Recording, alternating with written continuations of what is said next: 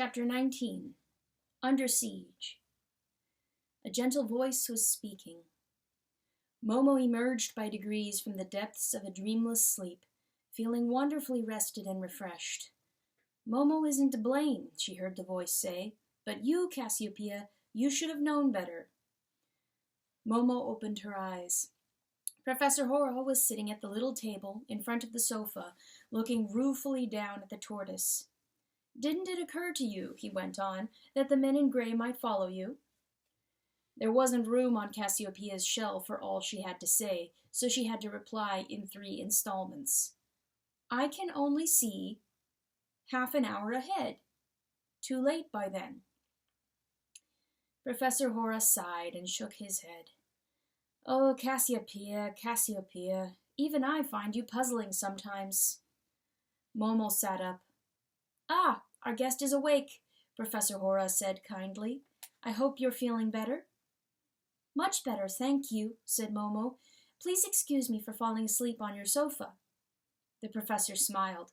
It's quite all right. You've no need to apologize. Cassiopeia has already brought me up to date on anything I failed to see through my omnivision glasses.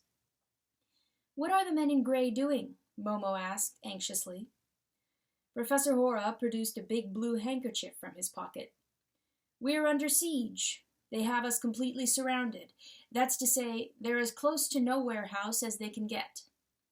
But they can't get in, can they? Momo said. The professor blew his nose. No, they can't. You saw for yourself. They vanish into thin air if they so much as set foot in Never Lane. Momo looked mystified. Yes, but I don't know why. It's temporal suction that does it, the professor told her. Everything has to be done backwards in Never Lane, as you know, because time runs in reverse around this house. Normally, time flows into you. The more time you have inside you, the older you get. But in Never Lane, time flows out of you. You grew younger while you were coming up the lane. Not much younger. Only as much younger as the time you took to get from one end to the other. I didn't notice anything, Momo said, still mystified. That's because you're a human being, the professor said with a smile. There's a lot more to human beings than the time they carry around inside them. But it's different with the men in grey. Stolen time is all they consist of, and that disappears in a flash when they're exposed to temporal suction. It escapes, like air from a burst balloon, the only difference being that a balloon's skin survives. In their case, there's nothing left at all. Momo knit her brow and thought hard. Wouldn't it be possible, she asked at length, to make time run backwards all over the world? Only for a little while, I mean. It wouldn't matter if people grew a tiny bit younger, but the time thieves would be reduced to nothing. The professor smiled again. A splendid idea, I grant you, but I'm afraid it wouldn't work. The two currents are in balance, you see. If you cancelled one, the other would vanish too. Then there'd be no time left. He broke off and pushed his omnivision glasses up so that they rested on his forehead. On the other hand, he murmured. Momo watched him expectantly as he paced up and down the room a few times, lost in thought, and Cassiopeia followed him with her wise old eyes. At length he sat down again. You've given me an idea, he said, but I couldn't put it into practice unaided. He looked down at the tortoise. Cassiopeia, my dear, I'd like your opinion on something. What's the best thing to do when you're under siege? Have breakfast, came the reply. Quite so, said the professor. That's another splendid idea. The table was laid in a flash. Whether or not it had been laid all the time and Momo simply hadn't noticed, everything was in place. The 2 little cups, the pot of steaming chocolate, the honey, butter, and crusty rolls. Momo, whose mouth had often watered at the recollection of her first delicious golden-hued breakfast at Nowhere House, tucked in at once. Everything tasted even better than before, if possible, and this time the professor tucked in heartily too. Professor, Momo said after a while, with her cheeks still bulging, they want you to give them all the time that exists. You won't, though, will you? No, child, he replied, that I'll never do. Time will come to an end someday, but not until people don't need it anymore. Not until people don't need it any longer. The men in gray won't get any time from me, not even a split second.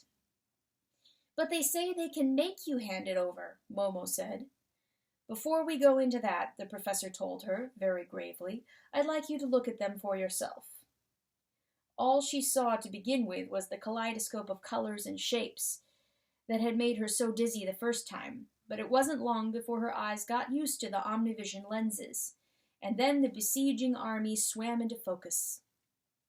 The men in gray were drawn up in a long, long line, shoulder to shoulder, not only across the mouth of Never Lane, but all around the district with the snow-white houses. They formed an unbroken cordon, and the midpoint of that cordon was Nowhere House. But then Momo noticed something else, something strange.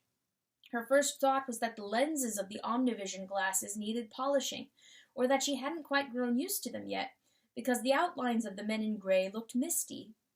She soon realized that this blurring had nothing to do with the lenses or her eyes. The mist was real, and it was rising from the streets all around, dense and impenetrable in some places, only just forming in others. The men in gray were standing absolutely still, all wearing bowlers and carrying briefcases, and all smoking little gray cigars. But the smoke from the cigars didn't disperse in the normal way. Here, where the air seemed made of glass and was never disturbed by a breath of wind, the threads of smoke clung like cobwebs, creeping along the streets and up the walls of the snow-white houses, festooning each ledge and cornice and windowsill, condensing into a noisome bluish-green fog bank that billowed ever higher until it encircled Nowhere House like a wall. Momo took off the glasses and looked at Professor Hora inquiringly. "Have you seen enough?" he asked. "Then let me have the glasses back." He put them on again. "You asked if the men in gray could make me do something against my will," he went on. "Well, they can't get at me personally, as you know, but they could subject the world to an evil far worse than any they've inflicted on it so far. That's how they hope to force my hand." Momo was appalled. What could be worse than stealing people's time, she asked. "I allot people their share of time," the professor explained. "The men in gray can't stop that. They can't intercept the time I distribute, but they can poison it." "They can poison it?" Momo repeated, more appalled still. The professor nodded. "Yes, with the smoke from their cigars. Have you ever seen one without his little gray cigar? Of course not, because without it he couldn't exist." "What kind of cigars are they?" Momo asked. "You remember where the hour lilies were growing?" Professor Hora said.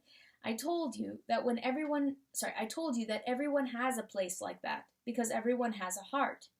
If people allow the men in gray to gain a foothold there, more and more of their hour lilies get stolen. But hour lilies plucked from a person's heart can't die, because they've never really withered.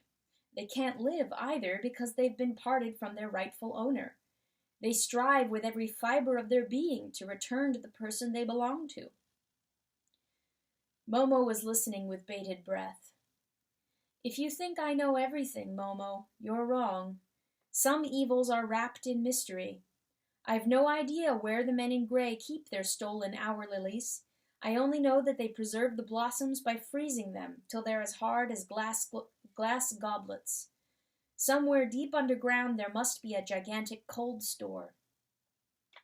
Momo's cheeks began to burn with indignation. "And that's where the men in gray draw their supplies from. They pull off the hour lily's petals, let them wither till they're dried up and gray, and roll their little cigars out of them.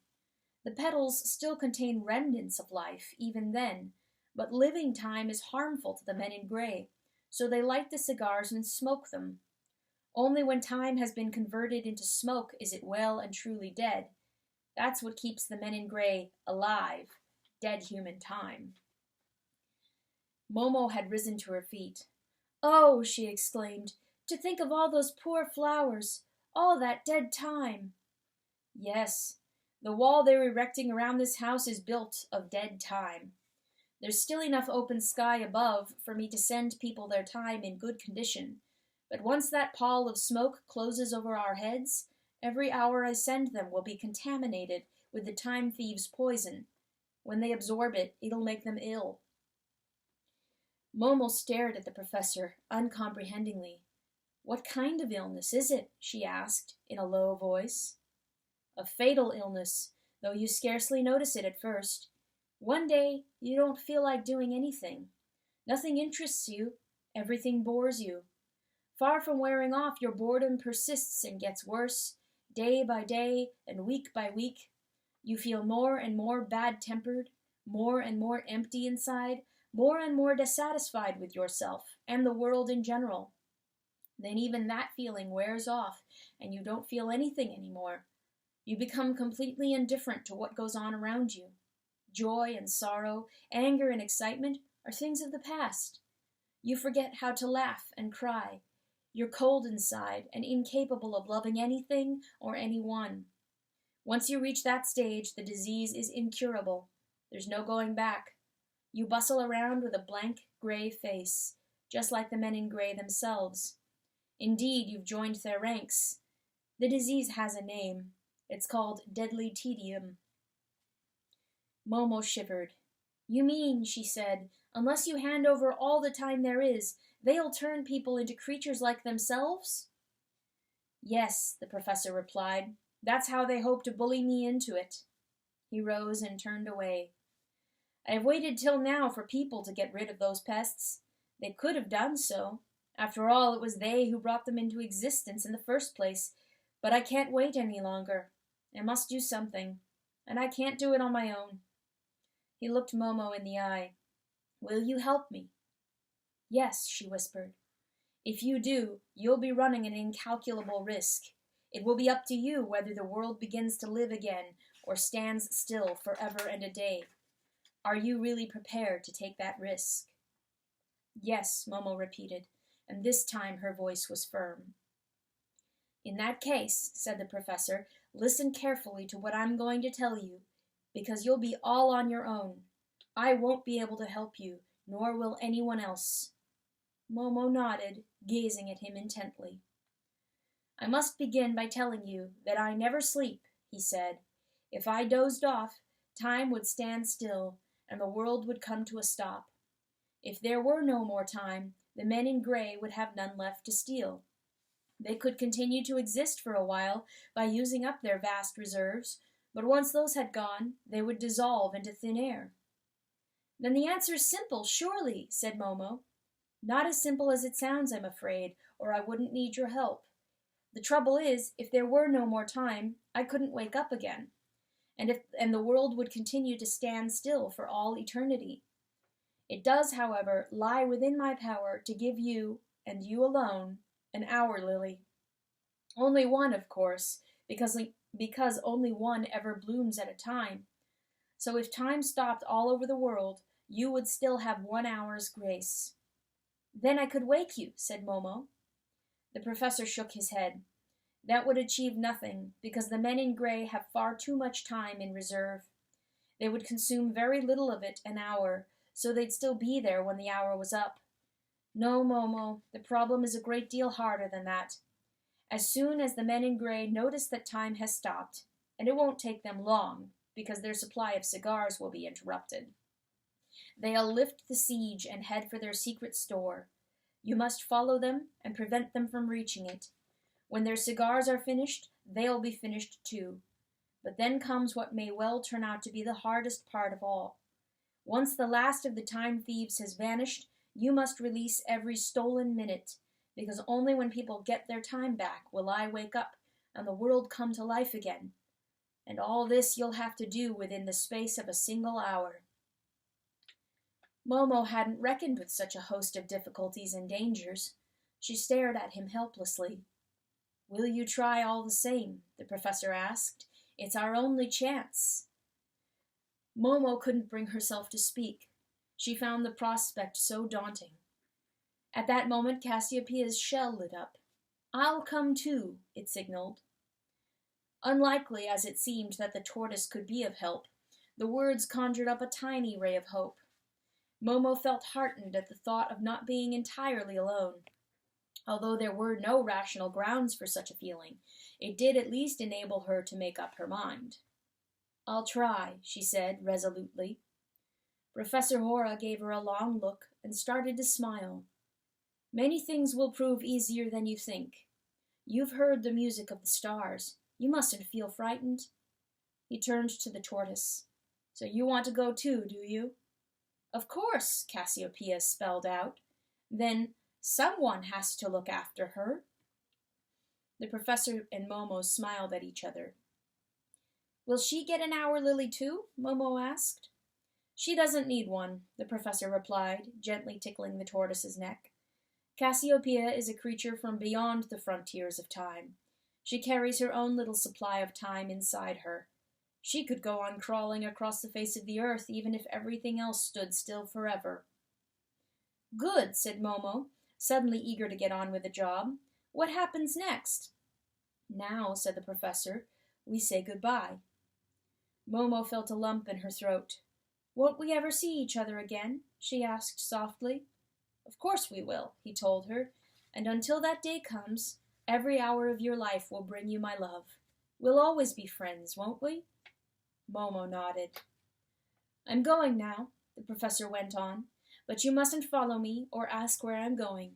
My sleep is no ordinary sleep, and I'd sooner you weren't there. One last thing. As soon as I'm gone, you must open both doors, the little one with my name on it, and the big bronze one that leads into Never Lane.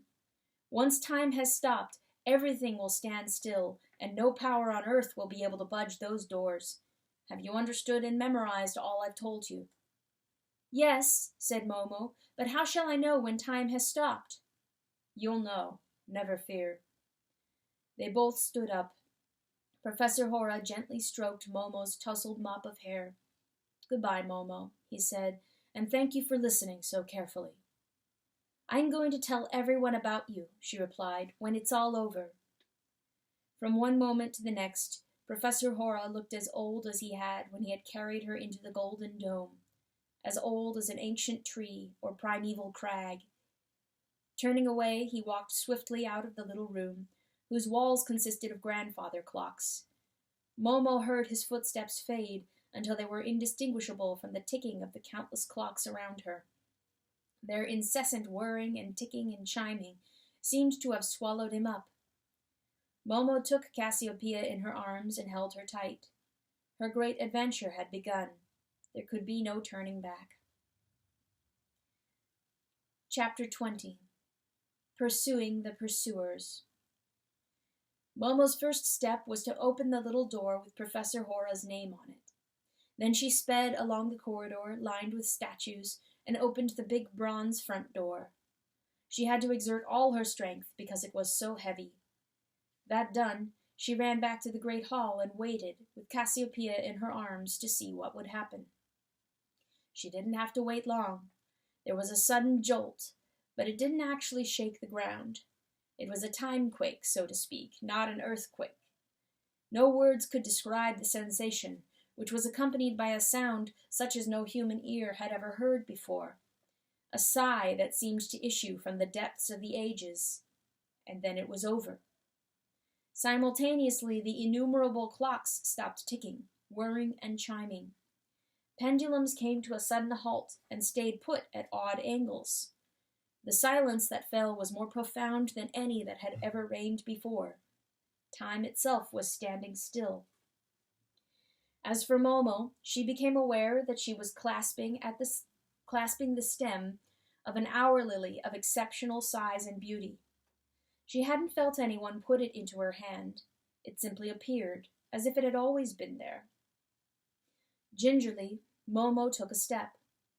Sure enough, she could move as easily as ever. The remains of breakfast were still on the table.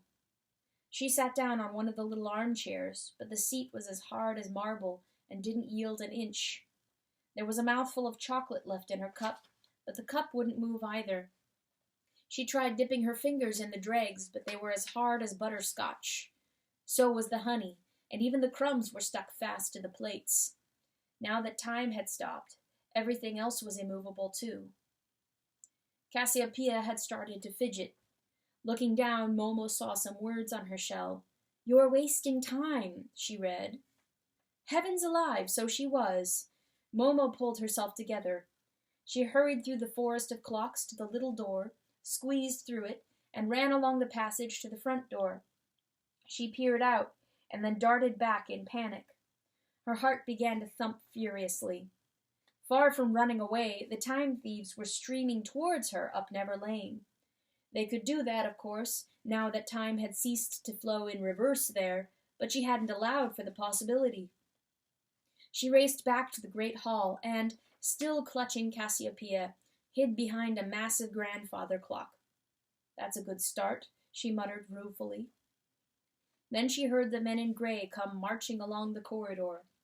They squeezed through the little door, one after another, until a whole crowd of them had assembled inside. "So, this is our new headquarters," said one, surveying the vast room. "Very impressive." "That girl let us in," said another gray voice. "I distinctly saw her open the door, the sensible child. I wonder how she managed to get around the old man." "If you ask me," said a third voice, "the old man's knuckled under. If time has stopped flowing in Never Lane, it can only mean he switched it off himself. In other words, he knows he's beaten. Where is he, the old mischief-maker? Let's finish him off." The men in gray were looking around when one of them had a sudden thought. His voice sounded even grayer, if possible, than the rest. "Something's wrong, gentlemen," he said. "The clocks! Look at the clocks! Every one of them has stopped, even this hourglass here." "I suppose he must have stopped them," another voice said uncertainly. "You can't stop an hourglass," the first man in gray retorted. "See for yourselves, gentlemen. The sand's suspended in mid-air, and the hourglass itself won't budge. What does it mean?" He was still speaking when footsteps came pounding along the corridor, and yet another man in gray squeezed through the little door, gesticulating wildly. "We've just had word from our agents in the city," he announced. "Their cars have stopped, and so has everything else. The world's at a standstill. There isn't a microsecond of time to be had anywhere. Our supplies have been cut off. Time has ceased to exist. Hora has switched it off." There was a deathly hush. Then someone said, "What do you mean, switched it off? What'll become of us when we've finished the cigars we're smoking?" "What'll become of us?" shouted someone else. "You know that perfectly well. This is disastrous, gentlemen." They all began to shout at once. "Hora's planning to destroy us. We must lift the siege at once. We must try to reach the time store. Without our cars, we'll never make it in time. My cigar won't last me more than 27 minutes. Mine will last me 48. Give it to me, then! Are you crazy? It's every man for himself." There was a concerted rush for the little door. From her hiding place, Momo saw panic-stricken gray figures trying to squeeze through it, jostling, scuffling, and swapping punches in a desperate attempt to save their gray lives. The rush became a violent melee, and they knocked each other's hats off, wrestled with each other, snatched the cigars from each other's mouths. And whenever they lost their cigars, they seemed to lose every ounce of strength as well. They stood there, with their arms outstretched, and a plaintive, terrified expression on their faces, growing more and more transparent until they finally vanished. Nothing remained of them, not even their hats. In the end, only 3 men in gray were left. They ducked through the little door, one after the other, and scuttled off down the passage. Momo, with Cassiopeia under one arm and her free hand tightly clutching the hour lily, ran after them. All now depended on her keeping them in sight. She saw, when she emerged from the front door, that they had already reached the mouth of Never Lane. More smoke-wreathed men in gray were standing there, talking and gesticulating excitedly. As soon as they caught sight of the 3 fugitives from Nowhere House, they started running too. Others joined in the stampede, and soon the whole army had taken to its heels. More haste, less speed no longer applied, and of course, now that time was at a standstill. An endless column of gray figures streamed toward the city through the strange, dreamlike district with its snow-white houses and oddly assorted shadows, past the monument resembling an egg, until it came to the gray, shabby tenements inhabited by people who lived on the edge of time. Here, too, though, everything was still and silent. What followed was a chase in reverse, a chase in which countless gray figures were pursued through the city, at a discreet distance behind the last of the stragglers, by a girl with a flower in her hand and a tortoise under her arm. But how strange the city looked now! Long lines of cars choked the streets with fumes from their exhausts solidified, and behind each wheel sat a motionless driver, one hand frozen on horn or gear lever. Momo even caught sight of one driver who had been immobilized while glaring at his neighbor and meaningfully tapping his forehead. Cyclists were poised at road junctions with their arms extended, signaling right or left, and the people thronging the pavements resembled waxwork figures. Traffic policemen stood at crossroads, whistles in their mouths, caught in the act of waving traffic on. A flock of pigeons hovered motionless above a square, and high overhead, as though painted on the sky, was an equally motionless aeroplane. The water in the fountain might have been ice. Leaves falling from the trees were suspended in mid-air, and one little dog, which had been cocking its leg against a lamp-post, looked as if it had been stuffed that way. Lifeless as a photograph, the city rang to the hurrying footsteps of the men in gray. Momo followed them cautiously, fearful of being spotted, but she needn't have worried. Their headlong flight was proving so arduous and exhausting that they had ceased to notice anything any more. Unaccustomed to running so far and so fast, they panted and gasped for breath, grimly clenching their teeth on the little gray cigars that kept them in existence.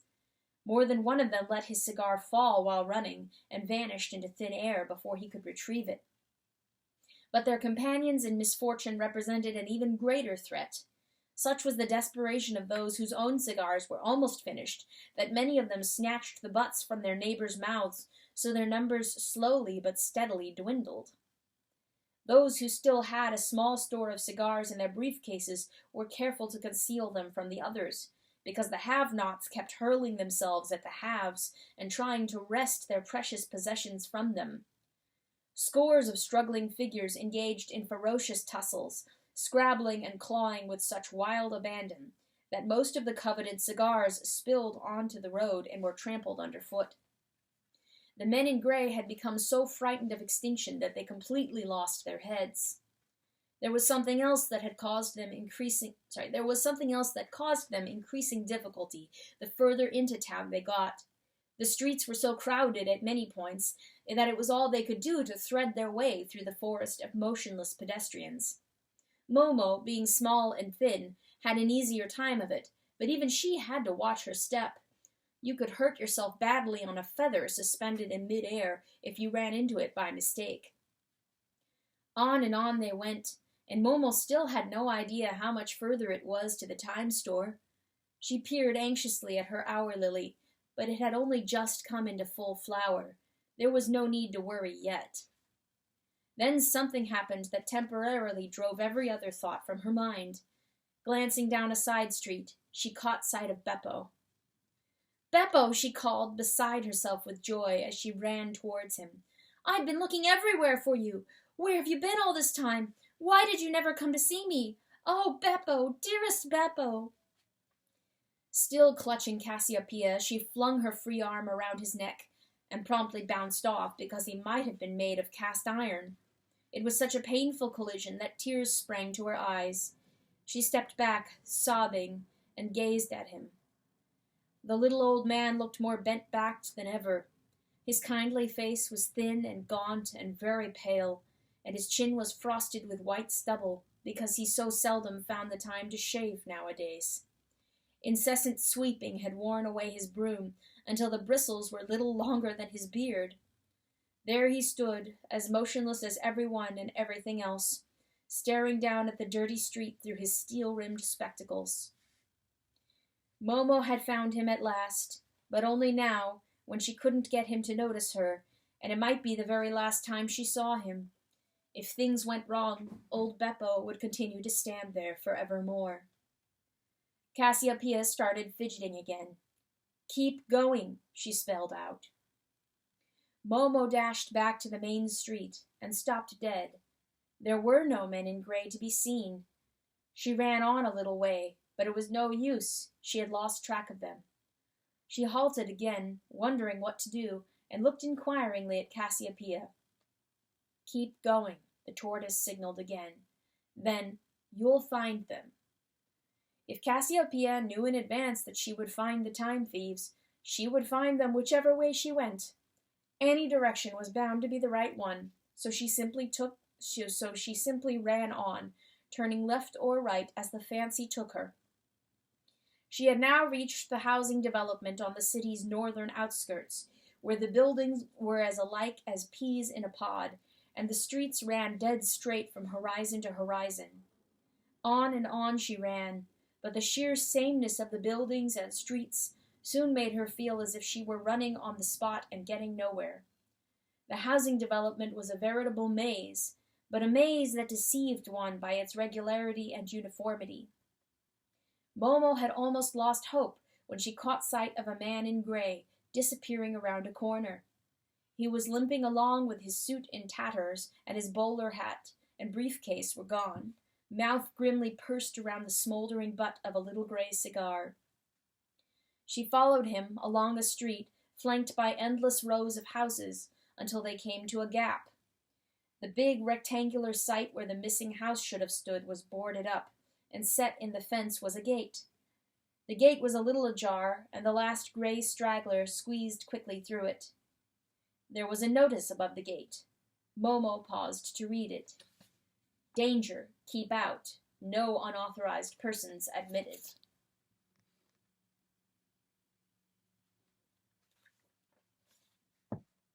Chapter 21. An End and a Beginning. Momo took several seconds to decipher the longer words on the notice board, and by the time she slipped through the gate, the last of the men in gray had disappeared. In front of her yawned a gigantic pit, 80 or 90 feet deep, with bulldozers and excavators around it. Several trucks had stopped midway down the ramp that led to the bottom of the pit, and construction workers were standing motionless all over the place, frozen in a variety of positions. Where to now? There was no sign of the man in gray, and no clue as to where he might have gone. Cassiopeia seemed equally at a loss. Her shell did not light up. Momo made her way down the ramp to the bottom of the pit and looked around. Suddenly, she saw a familiar face. It was Salvatore, the bricklayer, who had painted the pretty flower picture on the wall of her room.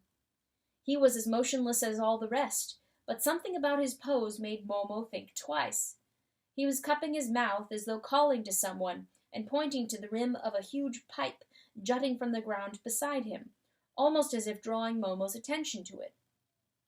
Momo wasted no time. Taking this as a good omen, she hurried over to the pipe and climbed inside. She lost her footing almost at once, because the pipe sloped downwards at a steep angle, twisting and turning so sharply that she slithered back and forth like a child on a helter-skelter.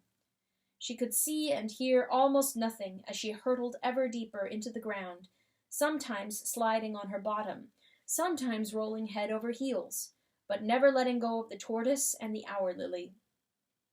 The deeper she went, the colder it became. She began to wonder how she would ever get out again, but before she could give the problem any real thought, the pipe abruptly ended in an underground passage. It wasn't as dark here. The tunnel was bathed in a gray twilight that seemed to ooze from its very walls. Momo scrambled up and ran on. Her bare feet made no sound, but she could hear footsteps ahead of her. Guessing that they belonged to the men in gray, she allowed herself to be guided by them.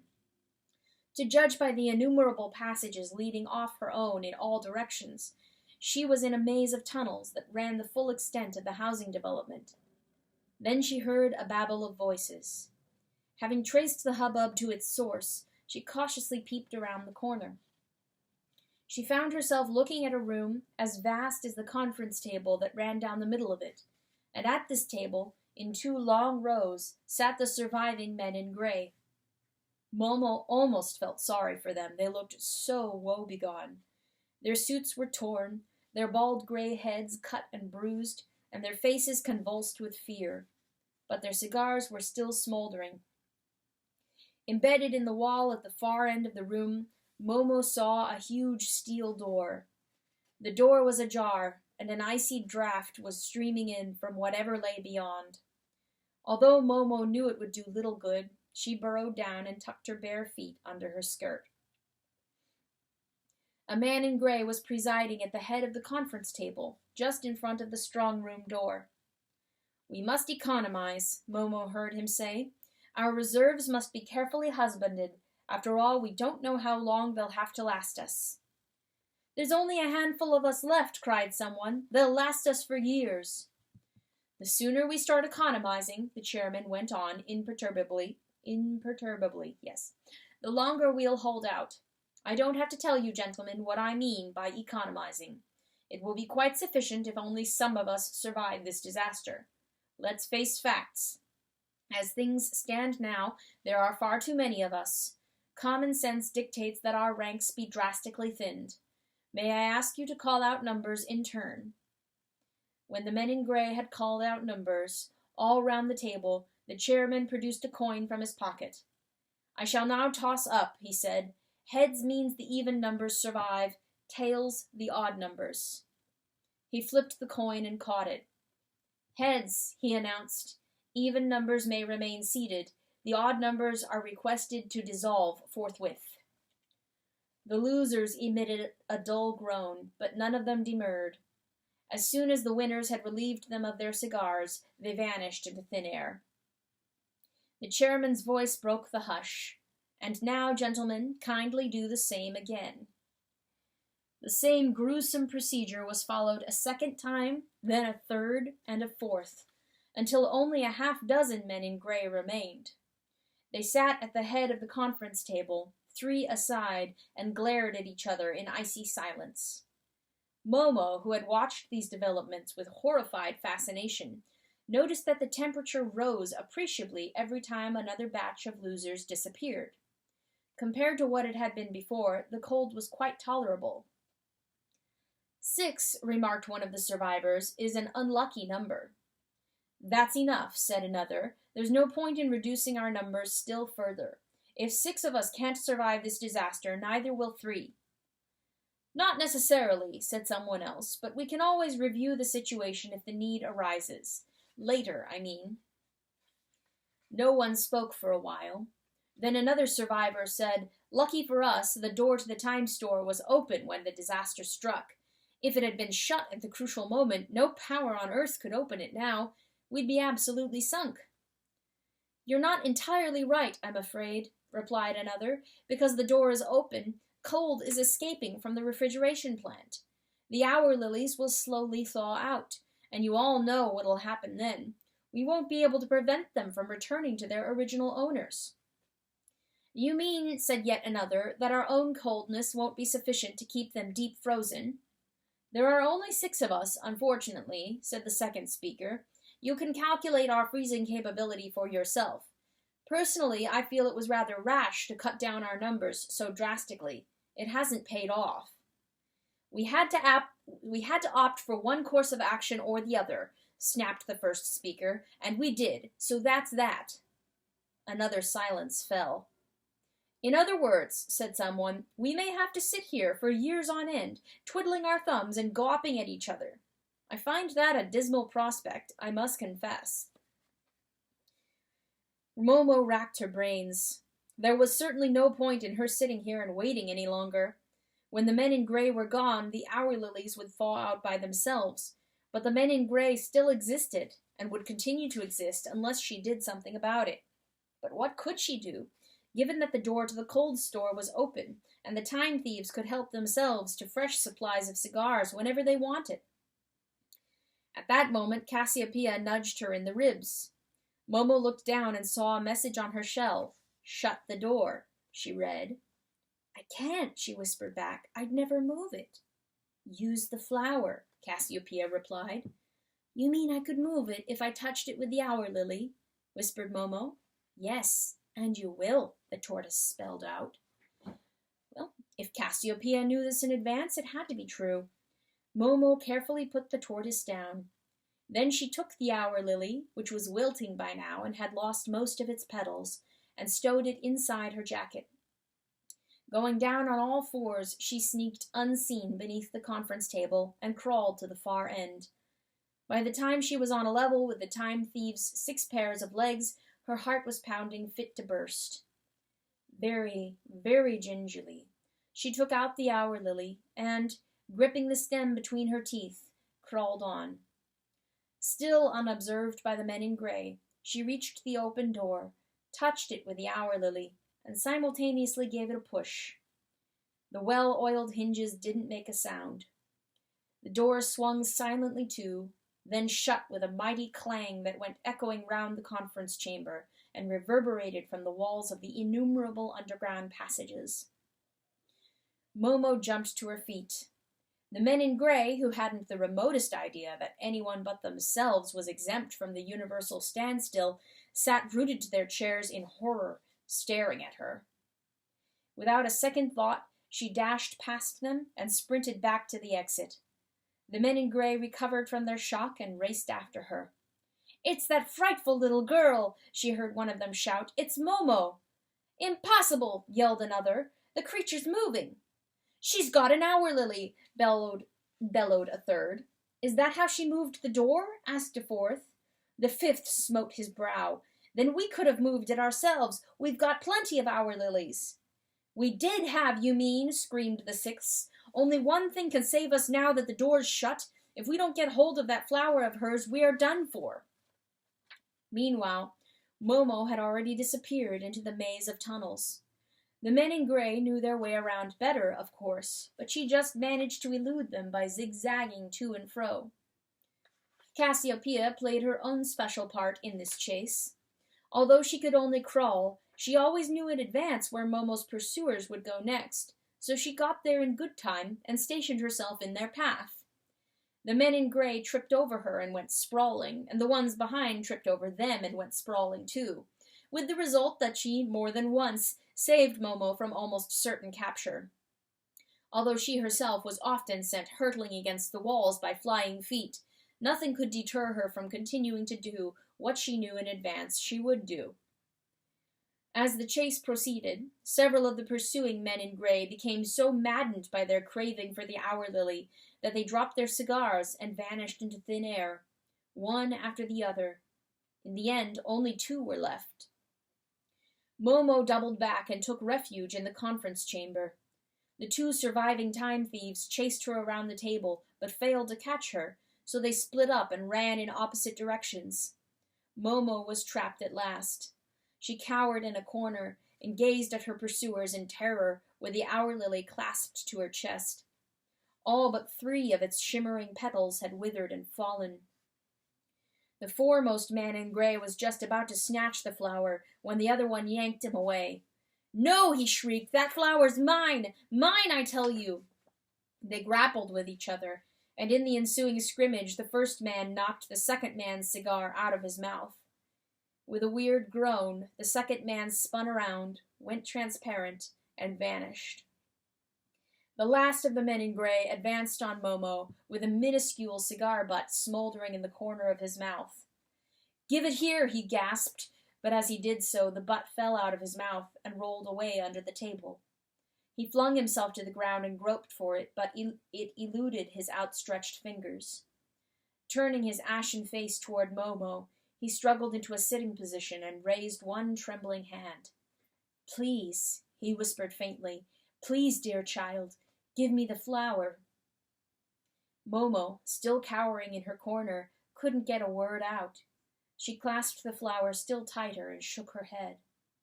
The last of the men in gray nodded slowly. "I'm glad," he murmured.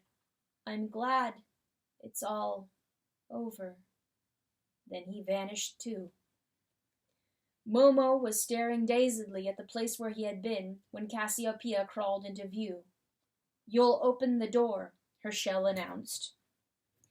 Momo went over to the door, touched it with her hour lily, which had only one last petal left, and opened it wide. The time store was cold no longer, now that the last of the time thieves had gone. Momo marveled at the contents of the huge vault. Innumerable hour lilies were arrayed on its endless shelves like crystal goblets, no 2 alike, and each more beautiful than the other. Hundreds of thousands, indeed millions of hours were stored here, all of them stolen from people's lives. The temperature steadily rose until the vault was as hot as a greenhouse.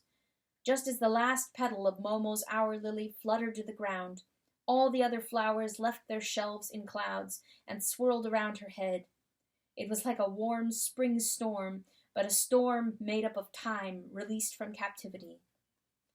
As if in a dream, Momo looked around and saw Cassiopeia on the ground beside her. The glowing letters on her shell read, "Fly home, Momo, fly home." That was the last Momo ever saw of Cassiopeia, because the tempest of flowers rose to an indescribable pitch. And as it gained strength, so Momo was lifted off her feet and borne away like a flower herself, along the dark passages, out into the open air and high above the city.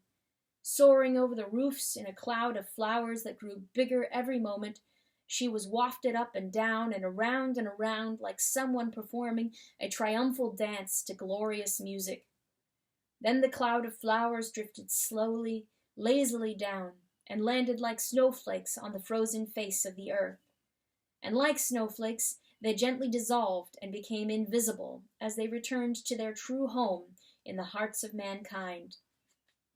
In that same moment, time began again, and everything awoke to new life. The cars drove on, the traffic police blew their whistles, the pigeons continued circling, and the little dog made a puddle against the lamp-post. Nobody noticed that time had stood still for an hour, because nothing had moved in the interval. It was all over in the twinkling of an eye. Nothing had moved, no, but something had changed. All of a sudden, people found they had plenty of time to spare. They were delighted, naturally, but they never realized that it was their own time that had been miraculously restored to them. When Momo came to her senses again, she found herself back in the side street where she had last seen Beppo. Sure enough, there he was, leaning on his broom with his back to her, gazing ruminatively into the distance as he used to in the old days. He wasn't in a hurry any more, and for some unknown reason he felt brighter and more hopeful. I wonder, he thought, maybe I've already saved the 100,000 hours I need to ransom Momo. At that moment, someone tugged at his jacket, and he turned to see Momo smiling up at him, as large as life. There are no words to describe the joy of that reunion. Beppo and Momo laughed and cried by turns, and they both kept talking at once, talking all kinds of nonsense, too, as people do when they are dazed with delight. They hugged each other again, and passers-by paused to share in their happiness, their tears and laughter, because they all had plenty of time to spare. At long last, Beppo shouldered his broom. He took the rest of the day off, of course, and the two of them strolled arm in arm through the city to the old amphitheater, still talking, 19 to the dozen. It was a long time since the city had witnessed such scenes. Children played in the middle of the street, getting in the way of cars whose drivers not only watched and waited, smiling broadly, but sometimes got out and joined their games. People stood around chatting with the friendliness of those who take a genuine interest in their neighbor's welfare. Other people, on their way to work, had time to stop and admire the flowers in a window box, or feed the birds. Doctors, too, had time to devote themselves properly to their patients, and workers of all kinds did their jobs with pride and loving care, now that they were no longer expected to turn out as much work as possible in the shortest possible time. They could take as much time as they needed and wanted, because from now on there was enough time for everyone. Many people never discovered whom they had to thank for all this, just as they never knew what had actually happened during the hour that passed in a flash. Few of them would have believed the story anyway. The only ones that knew and believed it were Momo's friends. By the time Momo and Beppo reached the amphitheater, they were all waiting. Guido, Paolo, Massimo, Franco, Maria and her little sister Rosa, Claudio, and a host of other children, Nino the innkeeper and his plump wife Liliana and their baby, Salvatore the bricklayer, and all of Momo's regular visitors in days gone by. The celebration that followed, which was merry and joyous, as only Momo's friends could have made it, went on till the stars came out, and when all the cheers and hugs and handshakes and excited chatter had subsided, everyone sat down on the grass-grown steps. A great hush fell as Momo stepped out into the middle of the arena. She thought of the music of the stars and the hour lilies, and then, in a sweet, pure voice, she began to sing. Meanwhile, in Nowhere House, the return of time had roused Professor Hora from his first sleep ever. Still very pale, he looked as if he had just recovered from a serious illness, but his eyes sparkled and there was a smile on his lips as he watched Momo and her friends through his omnivision glasses. Then he felt something touch his foot. Taking off his glasses, he looked down and saw Cassiopeia sitting there. "Cassiopeia," he said, tickling her affectionately under the chin, "the two of you did a fine job. I couldn't watch you for once, so you must tell me all about it." "Later," the tortoise signaled, and then she sneezed. The professor looked concerned. "You haven't caught cold, have you?" "You bet I have," replied Cassiopeia. "You must have gone too close to the men in gray," said the professor. "I expect you're very tired, too. We can talk later. Better go off and have a good sleep first." "Thanks," came the answer. Cassiopeia limped off and picked herself a nice, dark, quiet corner. She tucked her head and legs in, and, very slowly, in letters visible only to those who have read this story, her shell spelled out 2 words. The End. Author's Postscript. Many of my readers may have questions they'd like to ask. If so, I'm afraid I can't help them. The fact is, I wrote this story down from memory, just as it was told me. I never met Momo or any of her friends, nor do I know what became of them or how they are today. As for the city where they lived, I can only guess which one it was. The most I can tell you is this. One night, in a train, while I was on a long journey, as I still am, I found myself sitting opposite a remarkable fellow passenger. Remarkable in that I found it quite impossible to tell his age.